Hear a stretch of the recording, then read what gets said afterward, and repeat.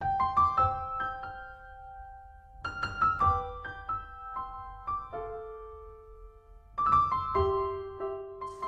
my name is Mary Murphy. I'm the president and, what I like to say, chief creator of Hooray for Books, located in Hopkinton, Massachusetts. I started Hooray for Books about 9 years ago when I was actually on maternity leave with my third, and I now have 5. And I like to say at Hooray for Books, we teach children to read in a very unconventional way. We use a big cup of humor, and we also use a lot of cooking activities to get the reading message across.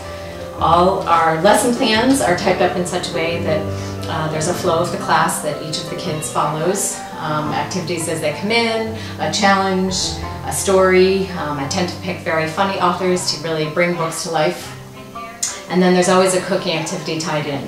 I like to say that the cooking activities are nothing conventional. We do things really that I've created over the years in my own kitchen with my own children, and there tend to be wacky things that are tied into the theme. For instance, I'm not sure how many of you have ever had couch potato cookies. The other big thing about Hooray for Books is that you'll never see me dressed like this. We really try to get the kids engaged in the theme by dressing up. So a few of my popular items are the pizza lady when we're talking about pizza. I know some people have professional business attire. This is my professional business attire. So again, we just really try to ham it up with the kids. So Hooray for Books offers a variety of different classes. It offers classes for mom and me, starting at 1.5-year-old, all the way up through 11-year-olds. And basically the children come once a week for a drop-off class. There's a different theme for each class and a cooking activity tied in, as well as a reading-based game. At Hooray for Books, we believe that there's a small window of time on which you can really turn a child on to reading. Statistically, they'll tell you between the ages of 2 and 8 is when a child's attitude towards reading is formed. So at Hooray for Books, I don't guarantee that a child will leave my program reading, but I do guarantee that a child will leave my program doing cartwheels about books.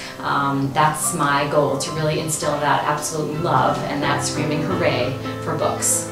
So at this point, I know I have a great business concept, and I'm just ready to take it to the next level and have Hooray for Books operations across the United States.